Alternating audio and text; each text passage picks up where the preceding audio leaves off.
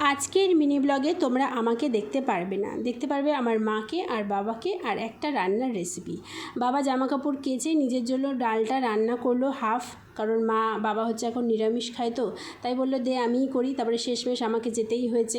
তারপরে মা রান্না করে বাসন টাসন মেজে নিয়ে আসলো। কী রান্না হয়েছে সেটা আজকে তোমাদের সাথে শেয়ার করছি। সেটা হচ্ছে গাঁটি কচু দিয়ে মাছের ঝোল, যেটা খেতে আমার বেশ ভালো লাগে। মাছ ভাজা তুলে নেওয়া হয়েছে, তারপরে জিরে তেজপাতা ফোড়ন দিয়ে গাঁঠিগুলো দিয়ে দেওয়া হয়েছে। তারপরে নুন হলুদ দিয়ে ভালো করে কাঁচা লঙ্কা চিড়ে দিয়ে ভালো করে ভেজে নিয়ে জল দিয়ে দেওয়া হলো পরিমাণ মতন। তারপরে মাছ ভাজাগুলো দিয়ে দেওয়া হলো। কিছুক্ষণ ফুটে গেলে জিরে ভাজা তুলে রাখা হয়েছিল ফোড়নের সময় কিছুটা, সেটাকে গুঁড়ো করে এই মাছের ঝোলের মধ্যে দিয়ে দেওয়া হলো। এটাই কিন্তু হচ্ছে এই সিম্পল রান্নার টেস্টি বানানোর মানে ট্রিক্স বলতে পারো। তো এই ছিল আজকের অ্যাবাউট মিনি ব্লগ। ভালো লাগলে লাইক করো, সাবস্ক্রাইব করো।